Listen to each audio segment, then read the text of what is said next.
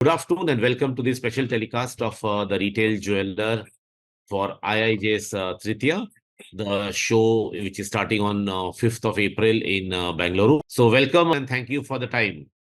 And, as you know, the IIJS Tritiya in its second edition is starting from 5th of April in Bangalore.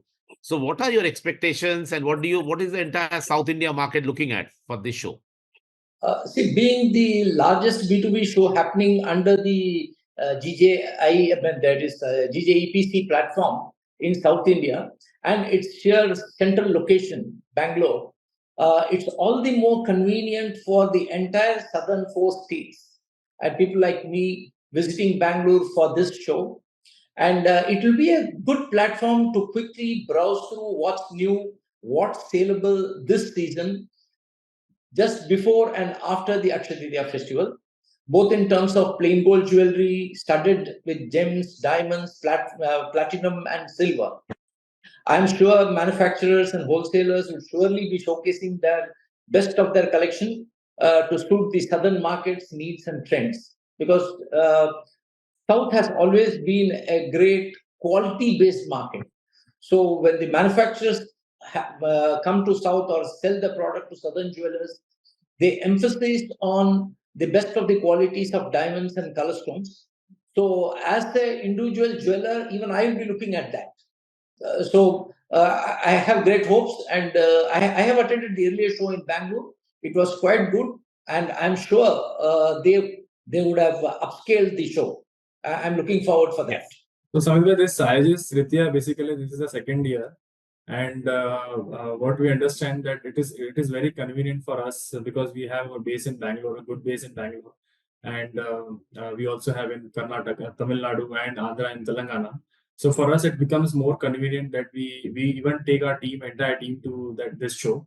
And what we are seeing is that this show is going to become more bigger and bigger over a period of time since it is just second year. What we are expecting, since the market conditions right now is very tight, and even in coming 2 or 3 months, we will be seeing certain problems in market. But still, we are seeing certain opportunity in mid-range, or I would not say bridal, but I would say mid-range and smaller price point product, where the demand is even consistent irrespective of any ups and down in market. So that is where we are going to have approach, like our selection approach would be more into mid-range and the smaller price point. And we are looking for more into collection-based approach this time, that, even ensures that if manufacturer comes with more collection-based approach, then it is always beneficial for us. We get things with story and so this is what we are going to look during this Tritiya show. Yes, the show is much bigger and much better and also much more greener this year. And you will find a lot of new sections. Also, for the first time, the machinery, the IGME section is also been launched in the IIJS Tritiya show. So apart from jewelry, you'll also have a allied section there. Coming to the entire trend of product, in South India, there are a lot of changes which is happening. We are seeing the emergence of lab-grown diamond jewelry, then silver jewelry, big boutiques come up in silver also in Chennai, in Bangalore, in a lot of other cities as well. So what is the specifics, of the products which you feel will do very well in Akshaya Tritiya? And what is your advice to the manufacturers who are exhibiting? Retailers like me, I'm sure will be looking for innovative designs, not just the lightweight collections, but also anything in the mid-large segments of plain gold jewelry, diamonds, color stones, which can suit the taste and flavor of South India, and also the visiting tourist buyers who prefer to shop jewelry here in South. Because there is a general feeling that when they travel south, particularly these are the non-resident Indians and the high net worth individuals who hail from South India, they do a lot of shopping in South. So we jewelers always look at what can be offered to them, because today more and more jewelers from India, the corporates, they open overseas showrooms. So that shows the strength of the buying of the Indian consumer who's living abroad. They also visit South. So the southern cities from where they belong to. So they do quite a lot of shopping, and we jewelers almost look at them also. when we do our buying from wholesalers and retailers. Since you mentioned about lab-grown diamonds, see, while the preference for natural diamonds will remain forever, I will always see that there is a coexistence of lab-grown diamonds. It's purely affordability and the satisfaction of wearing something in diamonds.